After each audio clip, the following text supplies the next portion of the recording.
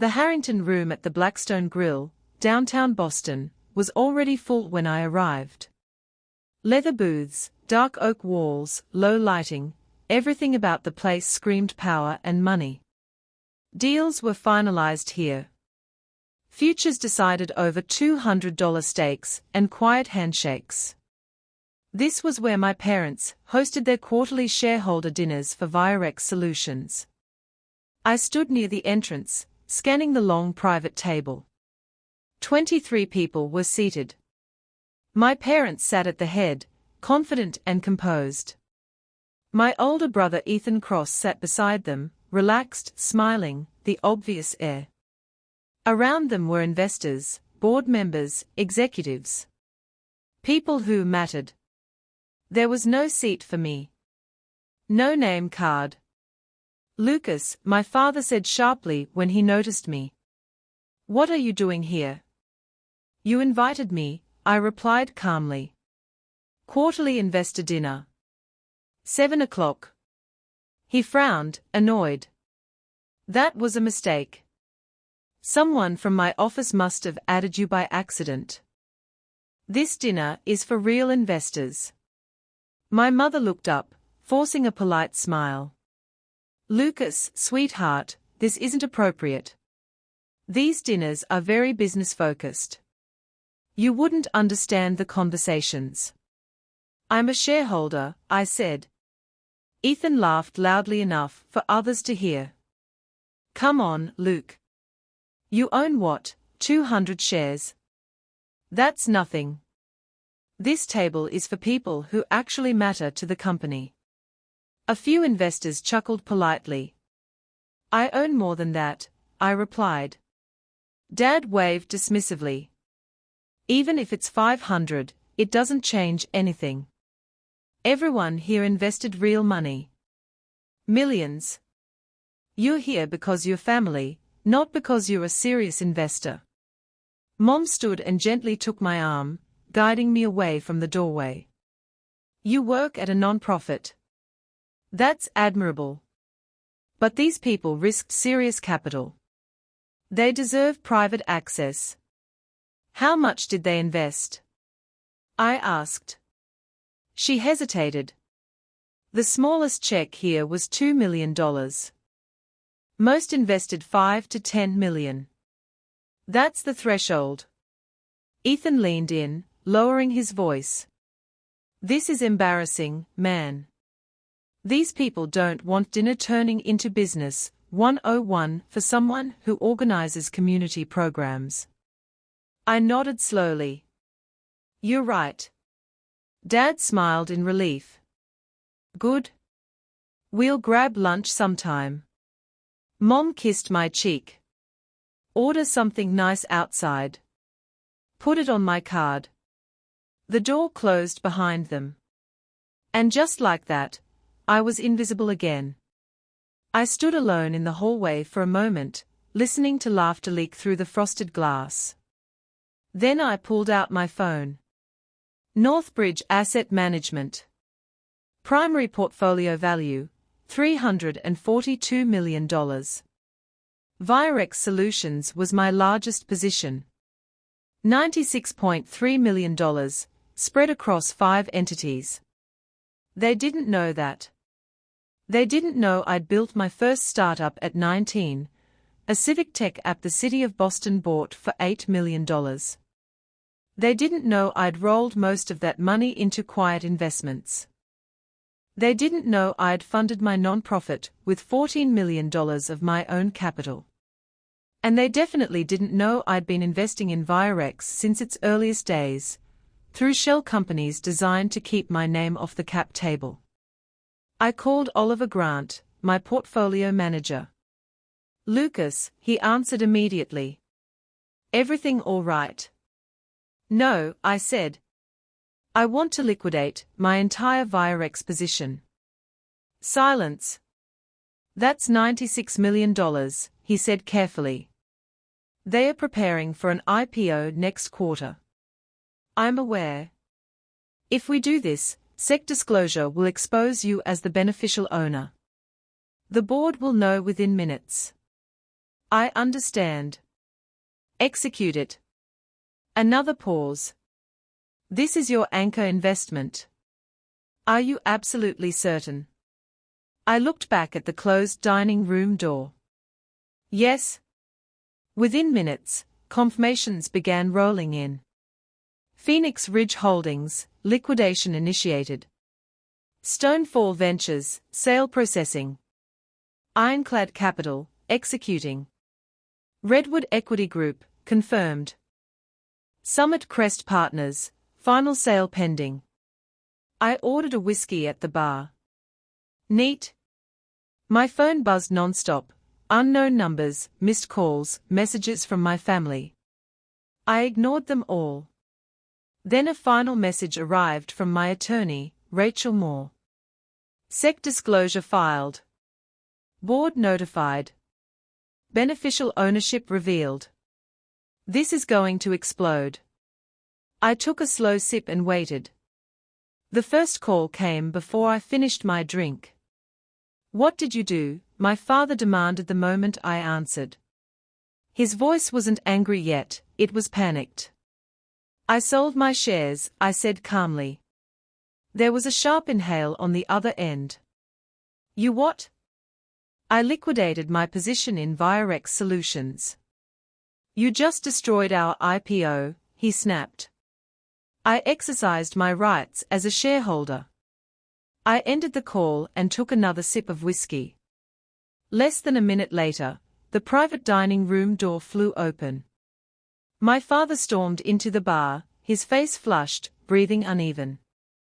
My mother followed close behind, her expression frozen somewhere between confusion and fear. Ethan was right behind them, eyes wide, phone clenched tightly in his hand.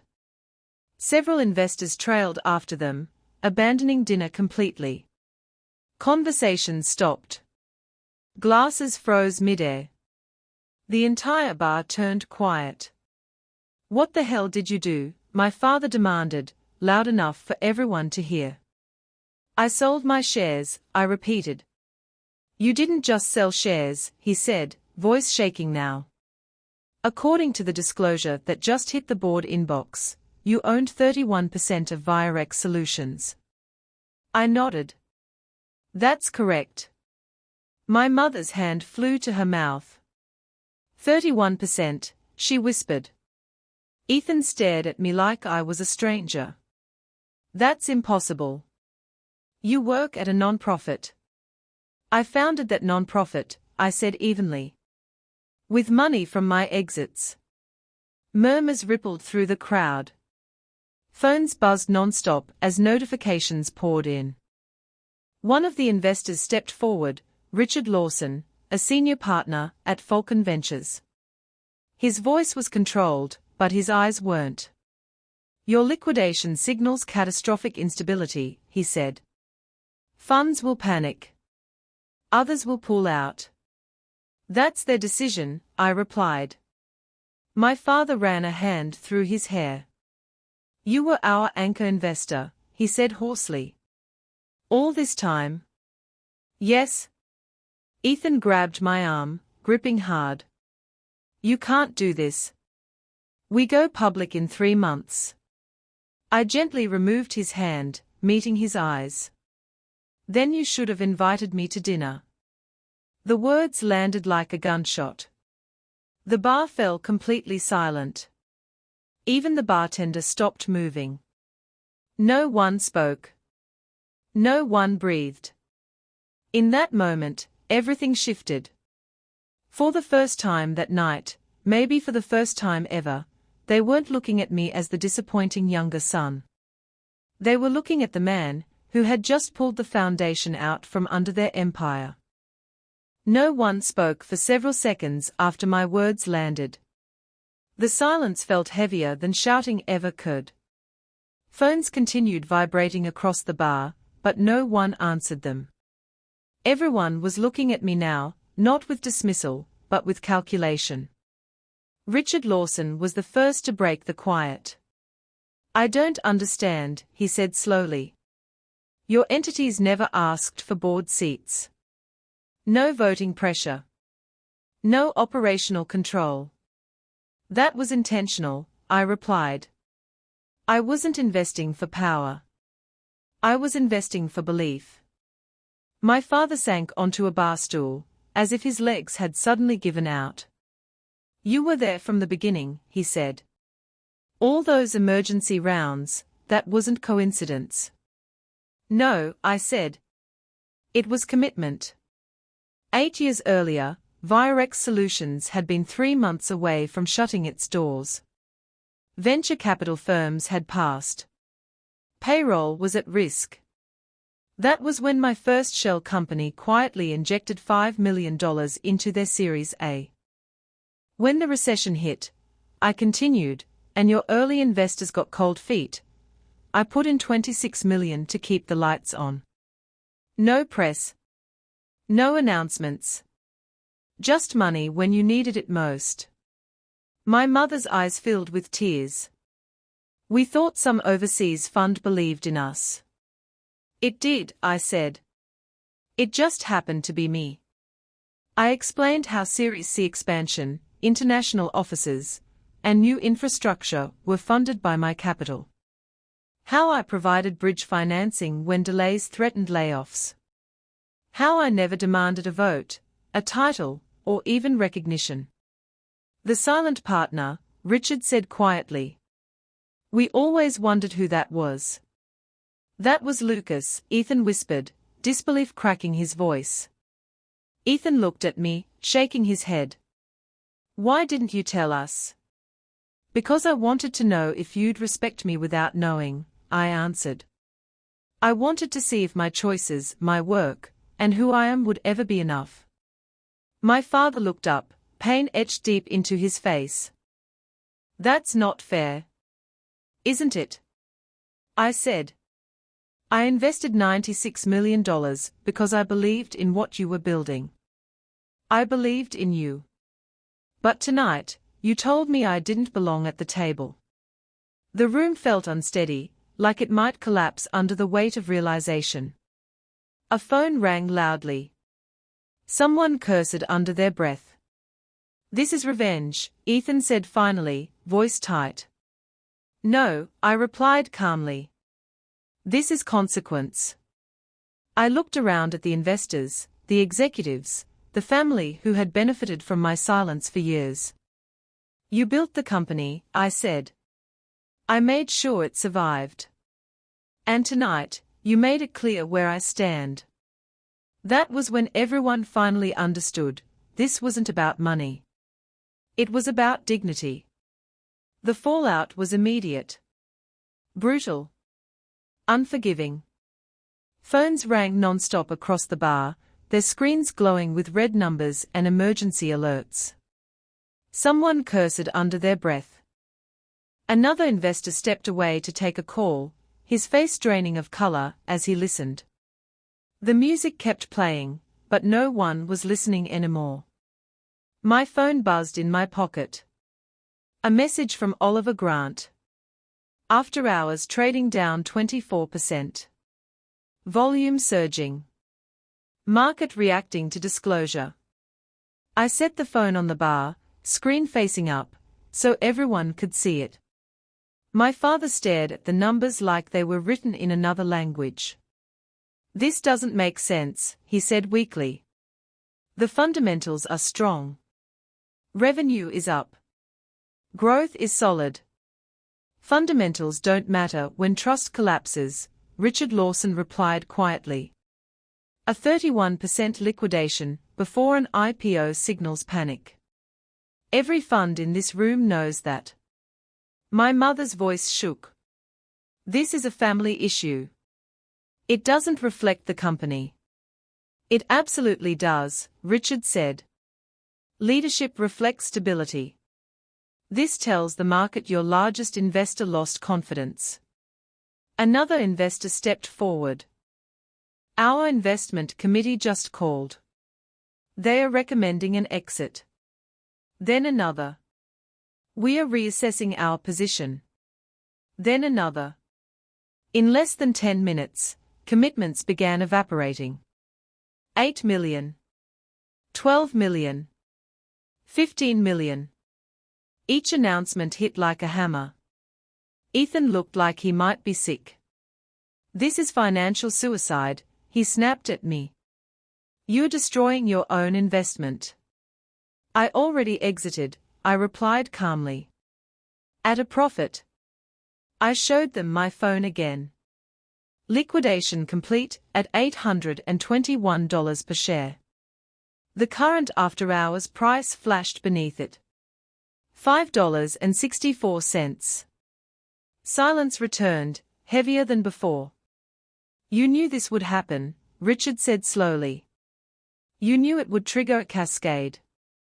I understood the likely outcomes, I said. Yes. So this is revenge, Ethan said. No, I corrected. This is accountability. My mother stepped toward me, tears running freely now. Lucas, please. This is our life's work. And I supported it for 8 years, I said softly. Quietly. Reliably. Without recognition. But tonight, you made it clear I didn't belong. My father finally spoke, his voice barely above a whisper. What do we do now? I set my empty glass down. Now, I said, you learn what it costs to dismiss the people holding you up. Around us, the empire they'd built began collapsing in real time, not because I pushed it, but because I stepped away. The bar no longer felt like a place of power. It felt like a sinking ship. Conversations overlapped in hushed, urgent tones as investors clustered into small groups, phones pressed to their ears, voices tight with panic. No one was celebrating anymore. No one was eating. I stood there quietly, untouched by the chaos I had triggered, not because I didn't care, but because I finally understood something I'd avoided for years. This wasn't my responsibility anymore. My phone vibrated again. A message from Oliver Grant lit up the screen. Final accounting complete. Net profit, $38.1 million. Where would you like to reallocate the capital? I stared at the words for a moment, then typed my response. Find founders who were told they weren't good enough. People dismissed because they didn't fit the image. I slipped the phone back into my pocket. Behind me, my parents were arguing in low voices with Richard and 2 other investors. Ethan paced in tight circles, running his hands through his hair, his confidence completely gone. The golden child had never learned what it felt like to be ignored, until now. My mother finally approached me again, eyes red and swollen. Lucas, please, she whispered. This didn't have to happen. It already happened, I said gently. Just not tonight. Tonight was only when you noticed. She reached for my hand, but stopped herself. You're still our son. I know, I replied. That's why this hurts. My father looked older than I'd ever seen him. We never meant to make you feel invisible. I didn't feel invisible, I said. I was invisible. The difference mattered. Offers came next. Board seats. Advisory roles. Equity restructures. Anything to reverse what had already been done. Ethan leaned toward me desperately. Name your price. We'll make it right. There is no price, I said. I don't want leverage. I wanted respect. I pulled a few bills from my wallet and placed them on the bar, enough to cover the drinks and a generous tip. The bartender nodded silently, as if he understood more than anyone else in the room. I turned toward the exit. Lucas, my father called after me. I paused but didn't turn around. You built something incredible, I said. Now you'll see if it stands without me. Then I walked out, leaving behind the noise, the panic, and the family that finally saw my worth, just too late to matter. The cold night air hit my face as I stepped out of the Blackstone grill. Behind me, the restaurant glowed with warm light, full of people scrambling to hold together something that was already falling apart. Ahead of me, Boston's financial district stretched into the night, glass towers, blinking lights, quiet ambition stacked floor by floor. I walked without rushing. For the first time in years, my chest felt light. My phone buzzed again. Oliver Grant. Capital secured. No exposure remaining to Virex Solutions. Standing by for next allocations. I typed as I walked toward the subway entrance. Prioritize founders who were underestimated. Builders without pedigrees. People who were told you don't belong. Almost instantly, another message followed. I know at least 12 companies that fit that profile. I'll set up calls. I slipped the phone into my pocket and descended the subway steps. Around me, people were living ordinary lives, students studying notes, professionals scrolling emails, couples quietly arguing about dinner plans. None of them knew that a major tech IPO had just been derailed. None of them knew I'd just walked away from nearly $100 million in influence. And none of them needed to know. As the train arrived, I caught my reflection in the dark window. A 27-year-old nonprofit director. That's all anyone ever saw. They never saw the companies I built. The risks I took.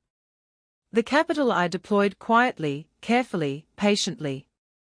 For 8 years, I had been the invisible foundation, strong enough to hold everything up, invisible enough to be ignored. Tonight, I stepped away. Not out of anger. Not out of revenge. But out of self-respect. The train crossed the river, city lights blurring into long streaks of white and gold. Somewhere behind me, my parents were explaining the unexplainable to their investors. Somewhere behind me, Ethan was realizing that credentials don't protect you when trust collapses. I didn't hate them. I just no longer needed their approval. The best revenge isn't destruction. It's indifference. It's building something new with people who recognize your value before they see your balance sheet. It's choosing dignity over proximity. It's walking away from tables where you're tolerated and building one where you're respected. Virex Solutions would survive, or it wouldn't. That was no longer my concern. I had my own work to do. My own founders to back. My own table to build. And this time, everyone sitting at it would belong.